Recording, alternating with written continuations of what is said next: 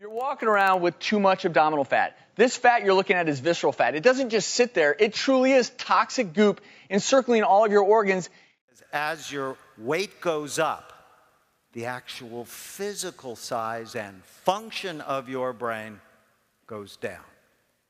Never in human history have so many humans being so overweight. By 2030, it is estimated that 50% of the US population will be obese. In obesity, it is the prefrontal part of the brain that shrinks. I couldn't think straight. I felt terrible, but the irony is there was a small part of me that said, you know what, it's okay because I've got that next fast food meal to satisfy me. What's going on? That belly fat that I was building is so toxic to so. What are the things you can do to help your brain? Positive social connections. Unbelievable. The people you spend time with determine your longevity. Isn't that interesting? If you spend time with people who have healthy health habits, you pick those up because people are contagious. If you spend time with people who do not have healthy habits, you die early. Become very serious about who you spend your time with. Walking. Walking is a best exercise. How much? How often? Well, I would say a 45-minute walk, an average of 5 days a week. And if you want more aerobic activity for weight control, for example, you do some uphill walking or you walk faster so you get out of breath a little faster. But walking can serve us our whole lives. It's something you can do anywhere. It has the least risk of injury. You can do it in shopping malls if the weather is bad. It's a very good thing. I can tell you for the last 10 years that I've been a personal trainer at Integrated Medicine, people have come to me after their treatment that they could not literally get out of a chair. That's how weak they were. But because we are changing our mode, that we no longer tell people go home and rest, we want them to keep moving. We want you to, if you're tired one day, to move on the next day and to really sort of get up and movement. And so this could be walking. This could be just, lifting things in the house, going to the store, but not becoming sedentary and becoming, you have to lie down or be in the chair all the time. Whether you, no matter at what point that you have a cancer diagnosis, going through treatment, at the beginning of treatment, during treatment, and as a survivor, we have to keep moving. The standard American diet is not only associated with heart disease, cancer, and diabetes, it's associated with depression, attentional problems, and Alzheimer's disease. Food is medicine. Did you know there are great studies with longevity, and the children who were the don't worry, be happy children die early because they didn't take their health seriously enough. I hope I give you a little anxiety. I was on 3 prescription medications for high cholesterol, high blood pressure, breathing problems. I was a mess. His wife prayed for a miracle. Once I gave it to God, I said, He's in your hands. Sorry. That's when everything became okay. I was scared because I didn't want to be without him. And I loved him so much. Dr. Eric Westman, a nationally renowned obesity expert, heads up the Duke Lifestyle Medicine Clinic. When his patients follow Jimmy's diet, they lose weight and don't need their medicine anymore. Here at Duke, we use mainly the low-carbohydrate ketogenic diet to treat diabetes and obesity and all the other problems that come with obesity. Hypertension gets better, heartburn gets better, fatty liver, the list goes on and on. Dr. Westman recommends keeping carbs down to about 20 grams a day. Is sugar toxic? I believe it is. Motivated by his own patients, too many sick and obese children, Dr. Lustig has concluded that sugar, more than any other substance, is to blame. What are all these various diseases that you say are linked to sugar? Obesity, type 2 diabetes, hypertension, and heart disease itself. Lustig says the American lifestyle is killing us. And most of it, you say, is preventable. 75% of it. is preventable. I'm standing here today to recruit you in the war against bad food. By bad food, Dr. Lustig means the obvious things, such as table sugar, honey, syrup, sugary drinks, and desserts, but also just about every processed food you can imagine, where sugar is often hidden. Yogurts and sauces, bread, even peanut butter. And what about the man-made, often vilified sweetener, high fructose corn syrup? Is it worse than just table sugar? No, because it's the exact same. They are basically equivalent. Problem is, they're both bad. They're both equally toxic. When you take the fat out of the food, it tastes like cardboard. And the food industry knew that. So they replaced it with sugar.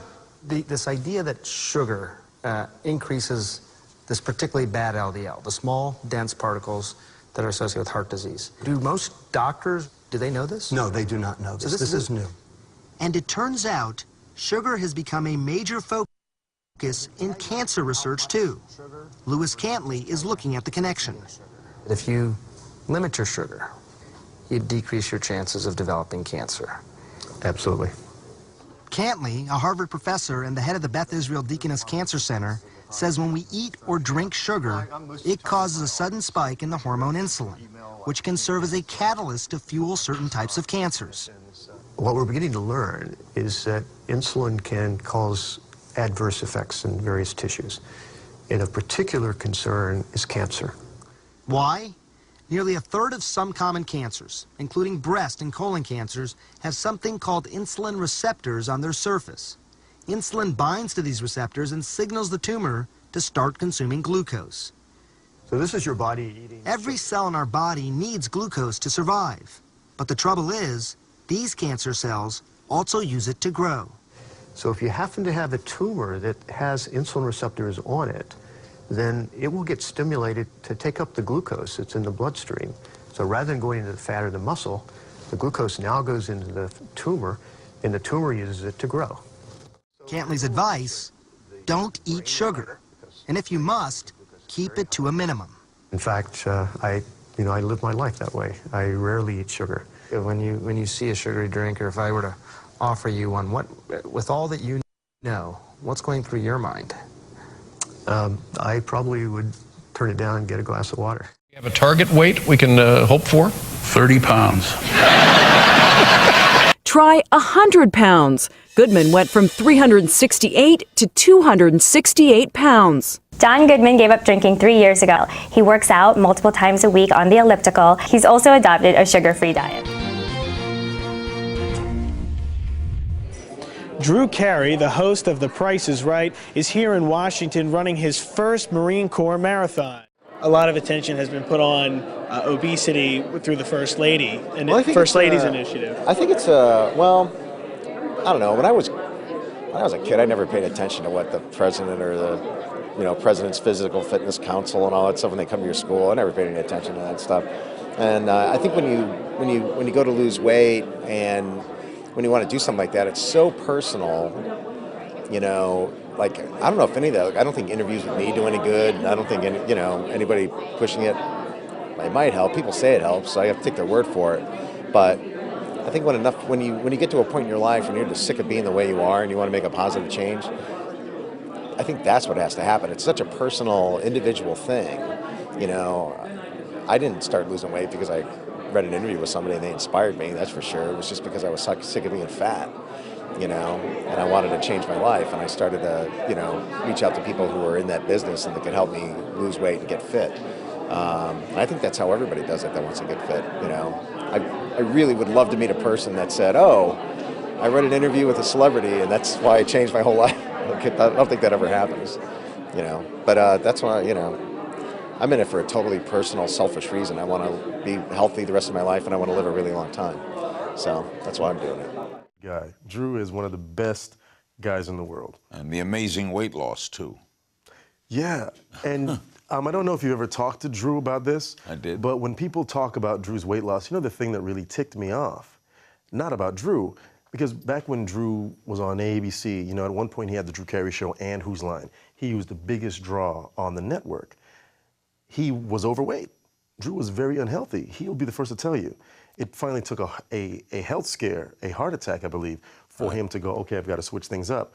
Do you know that when Drew lost weight and went back to his show and even came back to Whose Line and lost weight, he would get this mail. Well, we don't like you anymore because you think you're ... What? He thinks he's healthy. It was funny to me. He thinks he's going to breathe. It's so funny that a big portion of America went, well, you're not like us. We don't like you. I'm going to eat this and eat that and rub the lard on my face. Just be happy and healthy. Well, now what you're looking at, that is the hypothalamus signaling your body to release cortisol. Cortisol is a stress hormone. Guess what it does? Not only does it help you store more fat here, but believe it or not, it makes you want to eat more. So I was on a Ferris wheel. I was on a vicious cycle. Eat more, feel terrible, eat more. And that's no good, because I'm going to tell you the kicker of all this. This is what can happen to a body.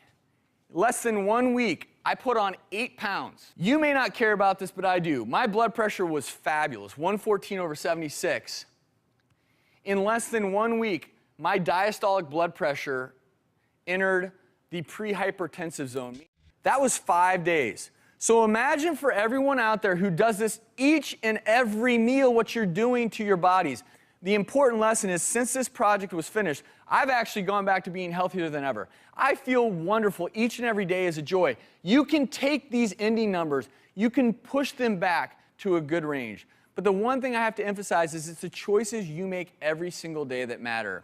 It's so easy to say yes to all that bad stuff out there, and it definitely scared me to see how easy it was to fall into an unhealthy routine. But in the end, I didn't feel good. My body felt bad, my brain felt bad. I felt sad to some extent. The aorta is usually obviously closed, like so, right? And then we just opened it up. Everyone see at home and in the audience how smooth that is? I want you, Alicia, to feel how smooth that is. It's like a slide. It slides, right? Mm-hmm. Because your blood cells are supposed to slide through your arteries. This is the way your aorta looks when you're in your teens. This is the way your aorta looks if you spend your life making bad choices. I don't know if you can visually see how dramatic that is. I want you to tell everyone what you feel. Oh, it's really, really bumpy and rough. These are fatty deposits that build up over time. And if you think you're immune from this because you're too young, think again. So this intervention in patients with knee arthritis who receive 1 hour of treatment 3 times a week reduced their rates of pain and disability by 47%. In older patients, it reduced progression to dementia and Alzheimer's by around 50%. For patients at high risk of diabetes and coupled with other lifestyle interventions, it reduced progression to frank diabetes by 58%. Postmenopausal woman who had 4 hours a week of the treatment had a 41% reduction in the risk of hip fracture. It reduced anxiety by 48% in a big meta-analysis. Patients suffering from depression, 30% were relieved with low dose, and that bumped to 47% as we increased the dose. And this treatment has been shown over and over again to improve quality of life. So the question is, what's the medicine? And medicine was exercise, mostly walking, so not triathlons. We have data now that exercise and diet, not draconian measures, but things that people can do every day, can decrease the risk of recurrence of their cancer and also improve their survival. The strongest data we have is actually in breast cancer, where we found that patients who take on exercise of about 2 to 3 hours per week of cardiopulmonary exercise and adopt a reasonable diet of 5 fruit or vegetable servings a day had a almost 50% decrease in the risk of recurrence and an improvement in survival. That's as much as we get from many of the therapies that we give. If exercise is a medicine, what's a dose? So when I think of dose, I think of how long, how often, and how intense. I'm going to give you a slightly mixed message, but essentially more activity is better. You know, the literature draws a very broad brush, and so we see big differences when somebody goes from not doing anything to doing something, and after that the return is more granular. So if we took the Nurses' Health Study, women who went from zero activity to just 1 hour a week reduced their heart disease rates by almost half. So looking at stents, so this is something we commonly do down medicine. So you can see on the left here the artery's blocked, on the right a vascular surgeon's gone in and put in a balloon, opened it up and left a stent to keep it open, which makes great sense. So a German researcher named Rainer Hambrecht looked at this with about 100 cardiac patients. He got half the group to exercise, and by that I mean 20 minutes a day on an exercise bicycle and then once weekly 60-minute aerobics class. And the other half got the high-tech stent and just their sort of normal activity. And after 1 year, 88% of the exercises were event-free compared to 70% of the people that got a stent. So both worked, but I find it sort of incredible that the low tech made a bigger difference. And you have to remember that the stent just fixes one part of the heart. The next way to think about it is the reverse. So what I call sitting disease. We know that being sedentary is bad for your health, but a researcher named Leonard Veerman wanted to quantify this, and he did so down in Australia in a big study they did there. They found, compared with persons who watch no TV, those that spend a lifetime average of 6 hours a day watching TV can expect to live about 5 years left. I mean, that's incredible. But then I think, who watches 6 hours a day of TV? And it turns out the average adult in the USA spends about 5 hours a day watching TV or screens. So I find this fascinating that we never think of the TV as something that's bad for our health, but clearly it's as powerful as many other risk factors for chronic disease. Now, I made the mistake for years, and I think a lot of people do make this mistake for obvious reasons.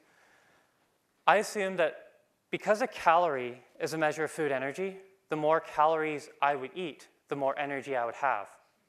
Not the case. Obviously, we've probably all experienced eating a big, heavy, high-calorie meal and having very little energy, in some cases falling asleep. People who eat big 3,000-calorie fast food meals do not all of a sudden have a lot of energy. They get tired. Why is that? Well, one of the reasons is because you have to spend a lot of energy to digest and assimilate that food. Energy is like anything else. You spend it, you no longer have it. If I'm going to spend digestive energy, what do I get back? I got to get something back in return. And what is that I should be seeking? Well, it's not calories, it's not food volume, it's not mass, it's nutrients. Vitamins, minerals, phytochemicals, antioxidants, all these things that we need. So we spend digestive energy, and in return, we got to get a lot of nutrition in. So I made the switch from eating lots of starchy refined foods, as I mentioned, that have very few nutrients and are hard to digest, low net gain food, a lot of energy out, little nutrition in, to foods that are high net gain. So for example, fruit. Fruit is a great source of carbohydrate, easy to digest and full of micronutrients.